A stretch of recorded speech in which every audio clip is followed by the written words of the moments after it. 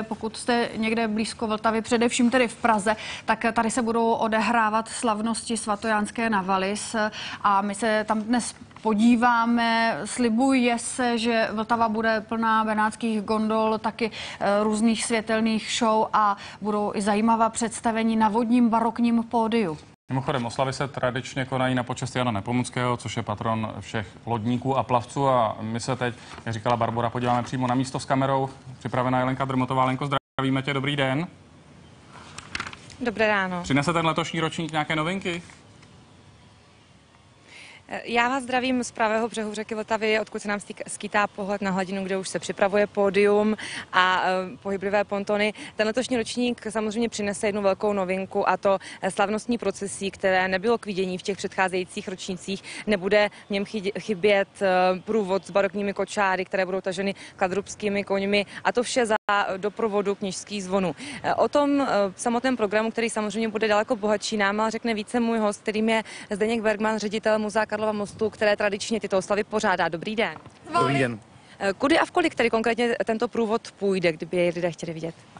Průvod bude vycházet přibližně v 7 hodin z katedrály v neděli večer, ale samozřejmě bude následovat po mši, která bude celebrovaná přímo panem arcibiskupem pražským Dominikem Dukou. Takže bych chtěl všechny pozvat na tu mši, která bude samozřejmě slavnostní, protože všichni dostanou palmové ratolesti, takzvané cikasy, a doklopy červený karafia. To jsou všechno jako takové symboly, které v baroku symbolizovaly tu mučednickou smrt Jana Nepomuckého. Toto procesy je takovou letošní novinkou, nicméně například ty kněžské zvony doprovodí poprvé a naposled. Proč neuvažovali jste třeba o tom, že i toto by mohla být tradice do budoucna? Procesí byl součástí vždycky těch svatojánských na Vális, vlastně byl takým za počátkem té vodní slavnosti. Vlastně to vždycky ta slavnost začíná mší.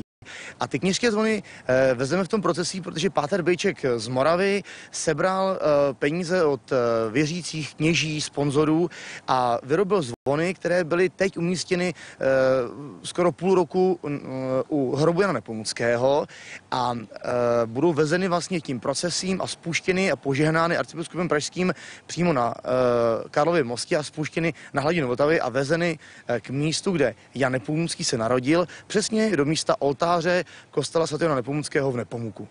Vy jste tady říká, že to procesí bylo součástí programu vždy, nicméně je vyzdvihováno jako letošní novinka, takže tou novinkou je to opravdu, dá se říct si, především kvůli těm kněžským zvonům. My samozřejmě obnovujeme barokní tradici, čili bylo vždy v baroku součástí těch slavností a my se snažíme, aby Pražané žili tou barokní Prahou, protože ta Praha je dneska, převažuje tam barokní styl, ale zároveň dodnes my i jako lidé, prostě Češi, žijeme na půdorysu barokní doby, třeba například brzké vstávání a tak dále, takže to letošní procesí bude opravdu rekonstrukcí té barokní podoby. Budeme tam mít alegorické vozy, barokní kočár, jak jste řekla, z Kladrubského Hřebčína. Ty slavnosti jsou především tedy jakousi počestí a oslavou také Jana Nepomuckého. Samozřejmě jemu byla Vltava osudná a ty slavnosti se i tehdy konaly. Pojďme trošičku připomenout krátce ten příběh vlastně Jan Nepomucký a slavnosti a to spojení. Jan Nepomucký podle legendy byl spovědníkem královny Žofie, druhé manželky Václava IV.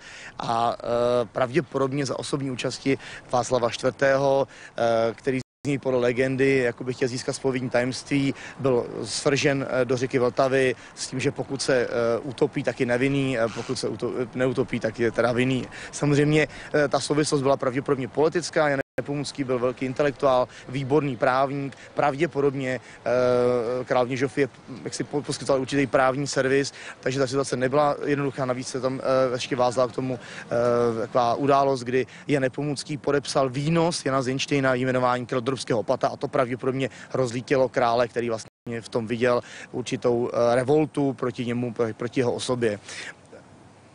Takže tady na počest tohoto příběhu tyto oslavy přejdeme tedy k tomu programu samotnému.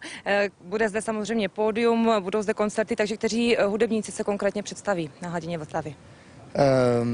Na hladině Vltavy za přítomnosti a aktivní účasti benátských gondolierů, kteří sem přijedou, bude vystupovat Václav Hudeček, Jiří Stivín a samozřejmě ten hodinový koncert bude komentovat, moderovat Lucie Výborná a Prokop Šostroněk, protože se snažíme, aby jsme to hudební vystoupení To rekonstrukce té doby baroka byla i vysvětlená pro diváky a pro návštěvníky, čili budeme ty hudební bloky předělovat mluveným slovem. I hostů, pan arcibiskup pražský s primátorem pražským zahájí vlastně tuto pražskou slavnost a celé to je o tom, aby se Pražané vrátili ke své Praze a byli hrdí na své město a na svoji historii, aby si uvědomili, že Praha žije několik století kulturním životem. Na Vltavě nebudou chybět ani tradiční benátské gondoly. Vy máte letos připravený opět unikátní kousek. Jaký konkrétně a odkud? Přijede přibližně 20 lodic, samozřejmě úžasné lodice z Lago de Garda, ale přijede největší benátská gondola, takzvaná Quater de Sona, která je dlouhá 23 metrů a Quater je vlastně 14 v benáčtině. Takže Quater de Sona je gondola pro 14 gondolierů a každoročně tato gondola v Benátkách, ještě na břehu Grand Canálem, projíždí v čele těch zásadních a významných regat, jako je třeba regata Storica nebo Vogalonga. A jediná socha na břehu Grand Canálu je právě socha Jana Nepomuckého a oni navíc ještě ji vozí na přídi. Tu sochu jim věnovalo naše muzeum a vlastně v té obnovené tradici oni už vlastně 3 roky stále jak se slaví toho Jana Nepomuckého jako patrona, protože Jan Nepomucký je patron gondolierů a jeden z 8 patronů Benátek. Pokud je o počasí, zatím vypadá, že bude příznivé, nicméně pokud se vyplní třeba předpověď nedělní, kdyby mělo pršet, tak jste připraveni třeba nějakým způsobem i měnit program, nebo se to na Valis nějak nedotkne? Máme určitě připravenou mokrou variantu, jako každý dobrý organizátor, doufám, ale samozřejmě, když by bylo teplo a slunce, nebo kdyby bylo jasno, tak je to určitě příjemnější. A ta mokrá varianta znamená, že budou tedy některé akce na Vltavě rušeny? Doufám, že ne.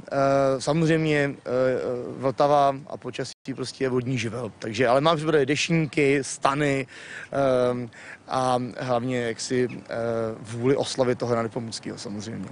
Já vám děkuji za rozhovor, tolik tedy Zdeněk Bergman. Pokud tedy budete mít dnes například cestu po nábřeží Prahy, tak si nenechte ujít tu 8 hodinu večerní, protože právě v tu dobu budou na Vltavu slavnostně spuštěny benátské gondoly a tím odstartuje celý víkendový program těchto oslav. Od nás vše přeji hezký den.